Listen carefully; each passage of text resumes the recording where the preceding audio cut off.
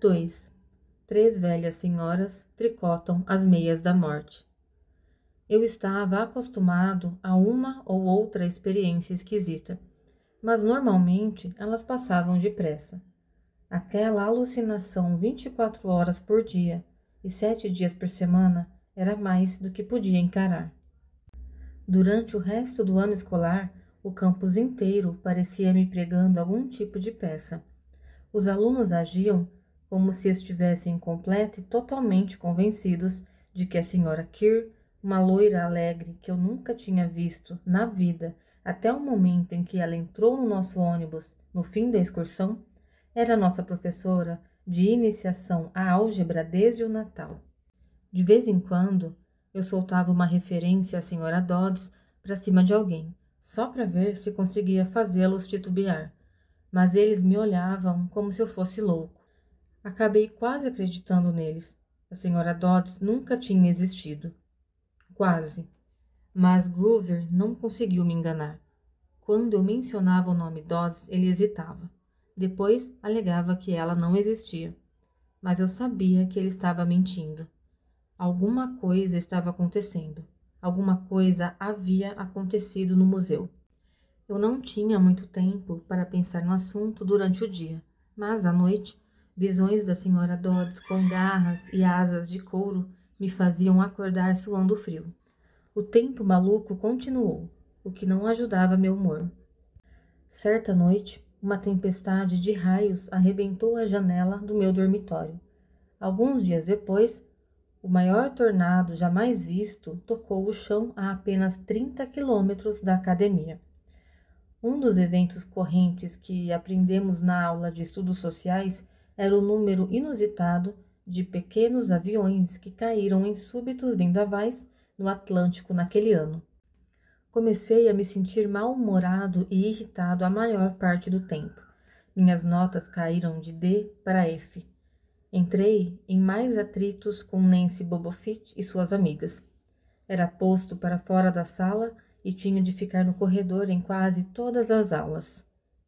Finalmente, quando nosso professor de inglês, o Sr. Nicol, me perguntou pela milionésima vez por que eu tinha tanta preguiça de estudar para as provas de ortografia, eu explodi. Chamei-o de velho dipsomaníaco. Não sabia direito o que aquilo queria dizer, mas soou bem. O diretor mandou uma carta para minha mãe na semana seguinte, tornando oficial. Eu não seria convidado a voltar para a academia no ano seguinte. Ótimo, disse a mim mesmo, simplesmente ótimo. Eu estava com saudades de casa. Queria ficar com minha mãe no nosso pequeno apartamento no Upper East Side, mesmo que tivesse de frequentar uma escola pública e aturar meu padrasto detestável e seus jogos de pôquer estúpidos. E, no entanto, havia coisas na academia de que eu sentiria falta. A vista da minha janela para os bosques, o rio à distância, o cheiro dos pinheiros. Sentiria falta de Groover, que tinha sido bom amigo, mesmo com seu jeito meio estranho. Fiquei pensando como ele iria sobreviver ao próximo ano sem mim. Também sentiria falta da aula de latim, os dias malucos de torneio do Sr. Brunner e sua confiança em que eu poderia me sair bem.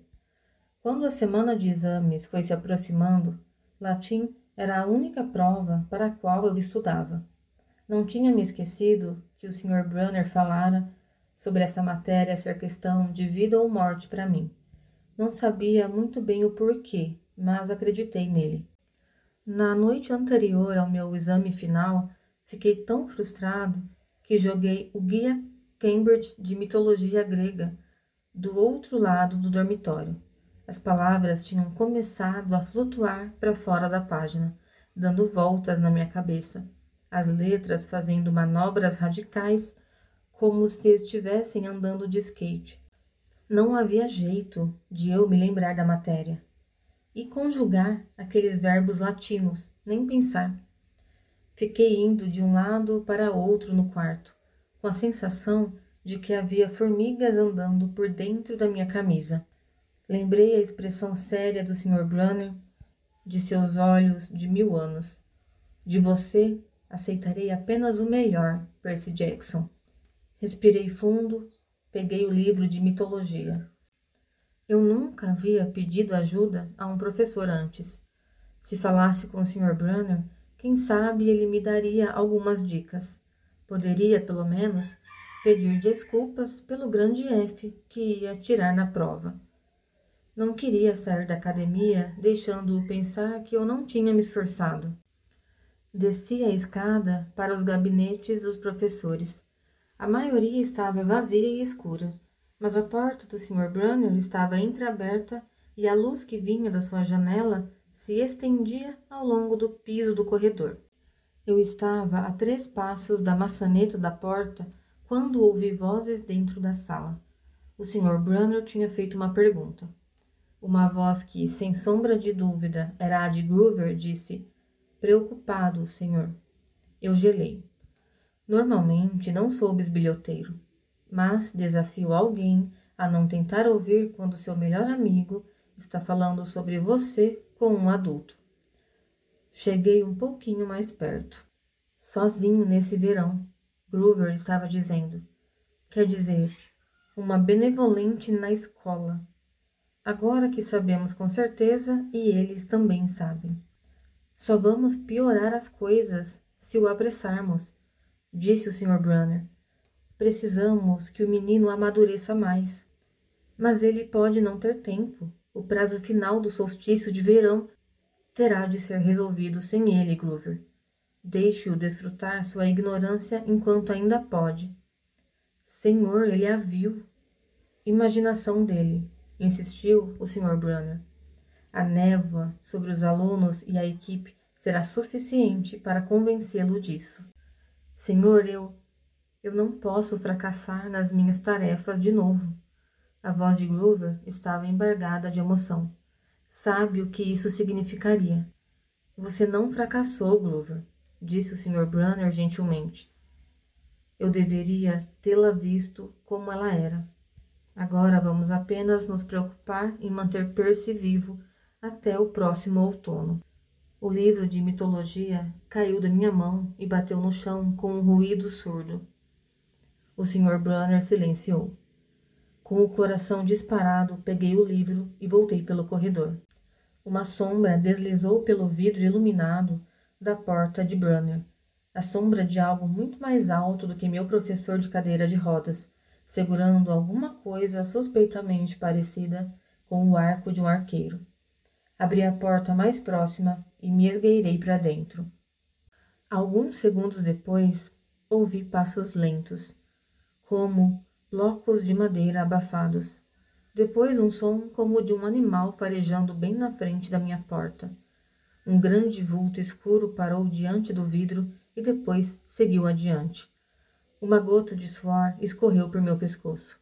Em algum lugar no corredor, o Sr. Brunner falou. Nada, murmurou ele. Meus nervos não andam tão bons desde o solstício de inverno. Nem os meus, disse Groover. Mas eu podia ter jurado.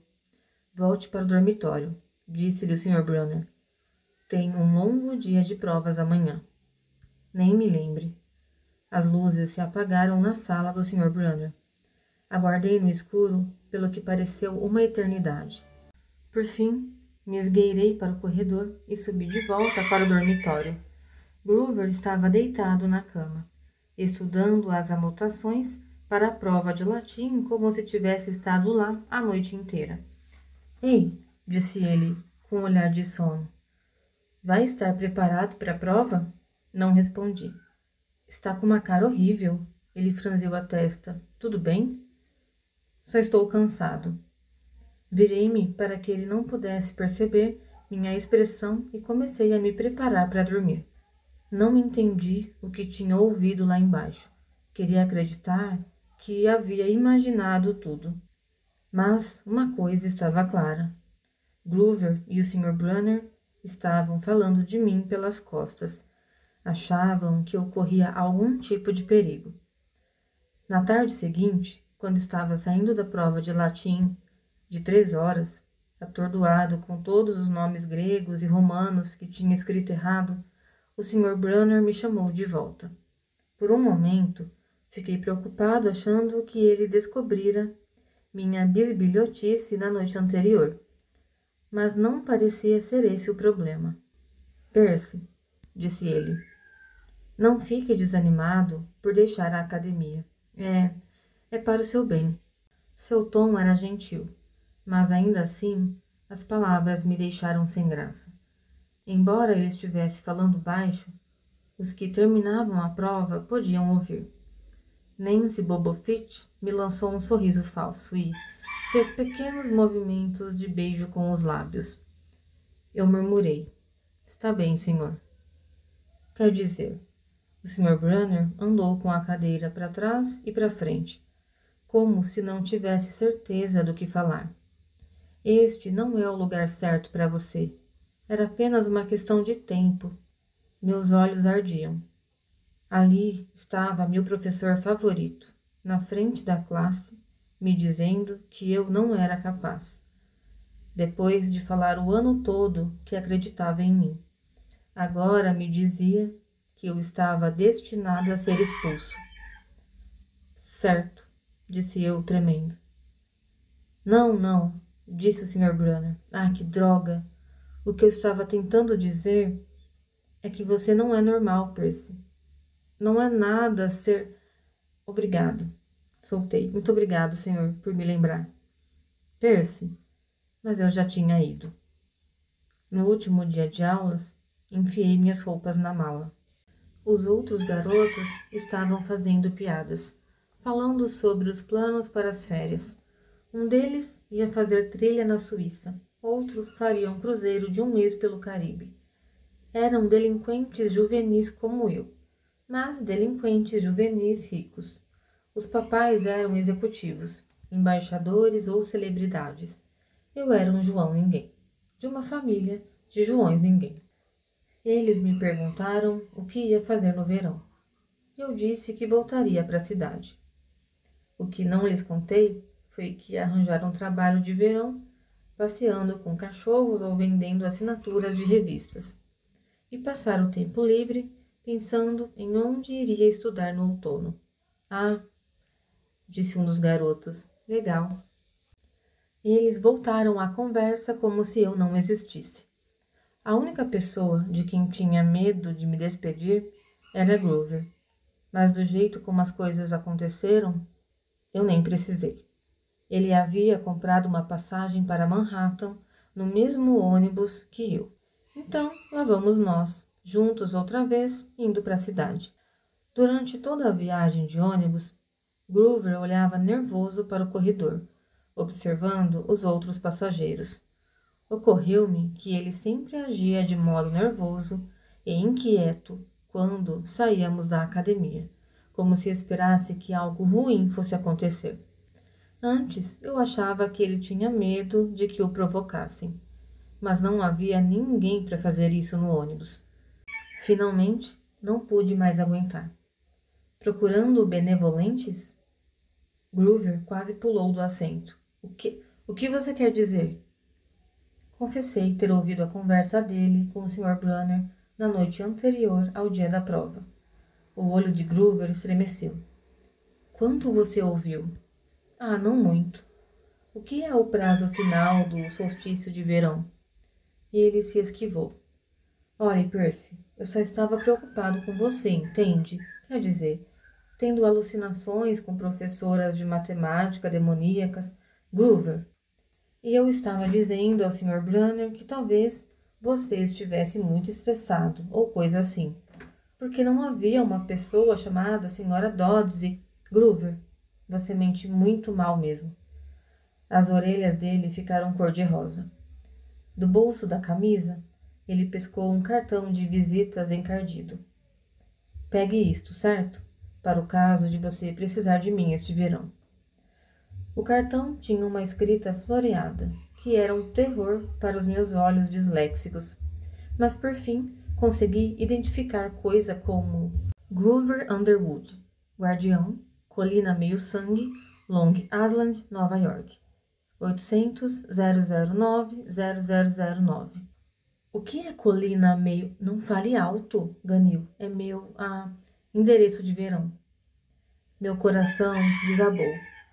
Groover tinha uma casa de veraneio. Eu nunca imaginara que a família dele poderia ser tão rica quanto a dos outros da academia. Certo, falei mal-humorado, tá? Se eu quiser uma visita à sua mansão, ele assentiu. Ou, se você precisar de mim, por que iria precisar de você? Saiu mais rude do que eu pretendia. Groover ficou com a cara toda vermelha. Olhe, Percy, a verdade é que eu tenho, de certo modo, que proteger você. Olhei fixamente para ele. Durante o ano inteiro, me meti em brigas para manter os valentões longe dele. Perdi o sono temendo que, sem mim, ele fosse apanhar no ano que vem. E ali estava Groover, agindo como se fosse ele a me defender. Groover, disse eu, do que exatamente você está me protegendo? Houve um tremendo barulho de algo sendo triturado embaixo dos nossos pés. Uma fumaça preta saiu do painel e o ônibus inteiro foi tomado por um cheiro de ovo podre. O motorista praguejou e levou o ônibus com dificuldade até o acostamento. Depois de alguns minutos fazendo alguns sons metálicos no compartimento do motor, o motorista anunciou que teríamos de descer. Groover e eu saímos em fila com todos os outros.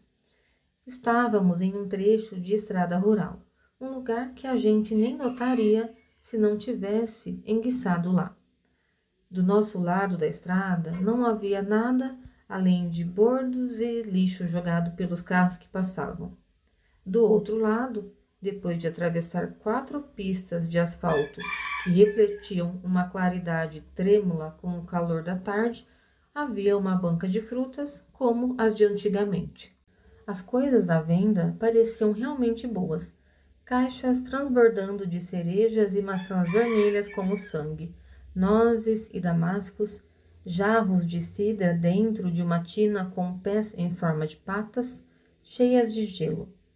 Não havia fregueses, só 3 velhas senhoras sentadas em cadeiras de balanço à sombra de um bordo, tricotando o maior par de meias que eu já tinha visto.